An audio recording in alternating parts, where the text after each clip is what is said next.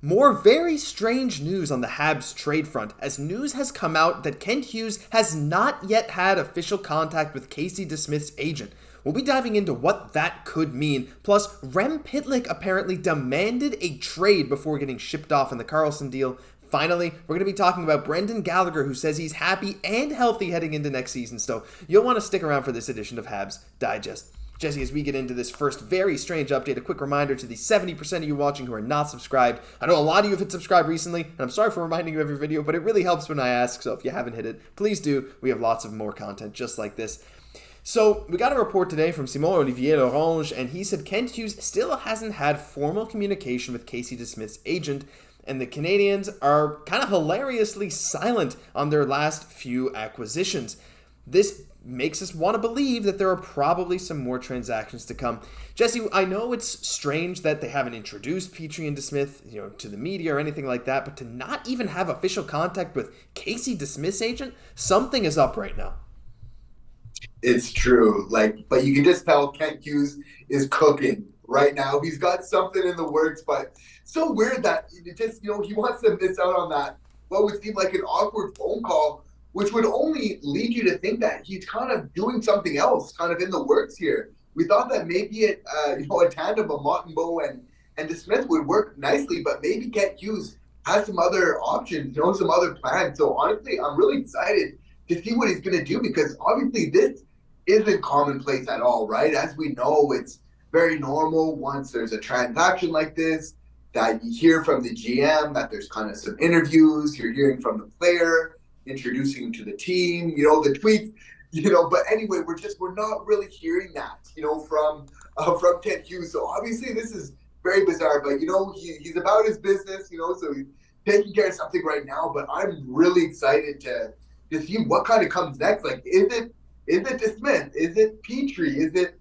somebody else completely, right? So a lot of questions right now. Right. And I mean, I know I kind of said this yesterday, but it really makes you think that there's some other big move where he's waiting, maybe even if it's not DeSmith and Petry, maybe like you said, if it is someone else, it makes me think he's waiting to announce all the trades, all the acquisitions all at once, because Petry, we kind of figured he's going to get shipped out before the season. Fair enough. But Casey DeSmith, I don't think any of us really predicted Casey DeSmith to be shipped off before the season either, because, Jake Allen obviously has a bigger contract. It's harder to get rid of him. But like DeSmith and Monty at about $2 million each for the season sounds about right. They're both walking into unrestricted free agency, but for him to be shipped off now, I kind of just wonder why. Like, the Penguins kind of gave him to the Habs for not much.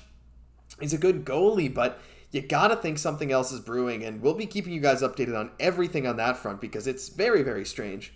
But let's get into Rem Pitlick. And this is, I don't know if I want to say it's a surprise, but apparently he demanded a trade from the Montreal Canadiens, or at least asked for one before he did end up getting traded. And this wasn't news, or we didn't figure this out until very recently. And so in an article for TVA, they kind of say, this Jeff Petry trade's not going to happen today. Could he start the season with the Habs? Yes. But at the end, he said it's a superb transaction.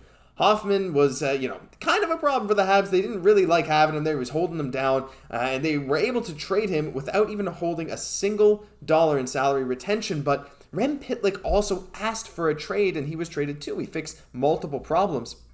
Now, this kind of took me, again, not necessarily by surprise, but Rem Pitlick didn't feel like the kind of guy to ask for a trade to me, Jesse. But, I guess it makes sense with all the younger guys jumping him in the depth chart. He maybe just didn't have a future with the organization.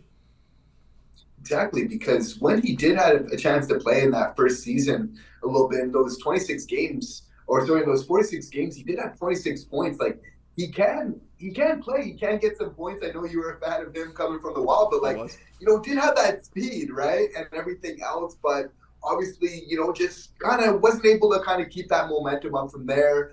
Kind of lost out in some internal competition, with the team as well. But he can still definitely play. So obviously he's going to have an opportunity to do that a little bit more with San Jose. So, you got to get where he's coming from. He wants to play at the NHL level and not the AHL. And obviously where we're at with the Habs right now, he could tell just as well as anyone else that we're jam-packed, especially with forwards, right? So looking for some more ice time. And, we definitely wish him all the best with the Sharks. Yeah, now he's someone who's again, his play style fits a lot of teams. I mean, he's arguably a solid guy for some depth on maybe even a contender, right? Like, because he kind of fits every team, except for maybe the Habs, just because of the sheer amount of prospects that the Habs have coming up, right? Like, the Habs want to develop these guys, and while Rem Pitlick is not like super young or super old, his play style fits, but his production just wasn't there last year after that phenomenal acquisition from the Wild just a couple of years ago. So, yeah, I mean, I think he's going to end up having a solid career. It's just unfortunate for him that guys like Pezzetta, guys like Harvey Pinard, and guys like Ullinen, the Habs want to give these guys a shot. So, unfortunately, he ran out of room, and we do wish him all the best. But as for a Habs forward that has hopefully not yet ran out of room on the roster, that's Brendan Gallagher. And he says he's fully healthy heading into next season. I mean, look, before we start this segment, it feels like we hear this every single summer. I mean, I know, Gallagher's healthy coming into the season, and then, he gets injured at some point. But still, Brendan Gallagher is healthy, happy, and ready to help the Habs once again. The former Vancouver Giants star broke his ankle twice last season, played only 37 games, but has his sights set on playing a leadership role with the Montreal Canadiens once again. Quote, "I've had a good summer. I've hit all my numbers in the gym. I feel good on the ice," said Gallagher, who spends his off seasons in Tsawwassen? I'm going to hope I pronounced that right, and is again part of a training group that includes fellow former Giants like Milan Lucic and Lance Buma at Delta's Planet Ice. So, Brendan Gallagher, Jesse, I'd like to think he still has more left in the tank. And we've kind of talked about this a lot this season, because even when he was healthy this year, he was never fully healthy. And even when we said he was fully healthy, he didn't quite have the production. But the fact that he's saying he feels good and he's hitting all his numbers, I gotta at least take that as some kind of good sign, because I'm desperate to see Brendan Gallagher back to his former self. Definitely, because a healthy Brendan Gallagher is something to behold on the ice. Like, he's a very good hockey player. We remember those 30-goal seasons, he's definitely capable, right? So, of course, maybe we don't expect him to get quite back to those levels, but something kind of reasonable, maybe 10, 15, 20 goals. I think we'd be so happy. Imagine Gallagher just goes 15 and 20 goals this season. I think as Habs fans, we'd be so stoked for that, because he's such a fighter. He's the type of player that you want to see him really succeed, right? He definitely had, a couple bad breaks last year, definitely. Bad breaks. But that's it, hopefully with some new people, though, like in charge of the athletic therapy, like that's going to help him out a little bit. Yeah, like hopefully this will kind of play part of it. And just in general, right, the Habs just being a little bit healthier. Who knows, these things, obviously they put a lot of stress on their body, so all the help you can get, like people kind of underplay it, saying that, the therapists, they don't matter as much. In today's game, when the wear and tear, anything you can kind of do and what they can do to help with that affects it a lot, So I'm interested to see how that's going to kind of pan out, and how that'll work out for Brendan Gallagher this year, because, I mean, it'd be amazing just to see him healthy, again, happy on the ice, because he just brings such a great atmosphere, to the team when he's on his game, and just, a swagger to the team as well. So, just important for him to be healthy, just to bring that back. Yeah, exactly. I mean, with a guy like Gallagher, the shots he takes in front of the net, chopping at the puck, getting cross-checked, slashed at the ankles his whole career, athletic therapy is only just a start for him, right? He's had a full career of getting beat up, but he puts in crazy work to try and get back on the ice, and we want to see him rewarded for that, because even last year, in the last couple of years, he's really had some bad luck, not only with injuries, but also on ice. Like,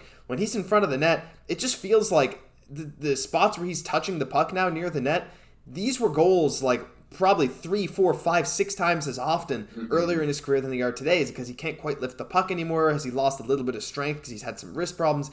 We don't know. But the point of the matter is Brendan Gallagher is still getting down and dirty in front of the net. He still has potential to pop that 15, 20 goals if he's healthy and if he's given the ice time to do it. Hopefully he can do it. Hopefully everything he said is true and we get to see him back at least to somewhat of a version of his former self. That'll do it for this news edition of Habs Digest. If you enjoyed, leave a like, comment, subscribe to the channel. We're almost at 7,000 subscribers. The support recently has been insane, and we really appreciate it.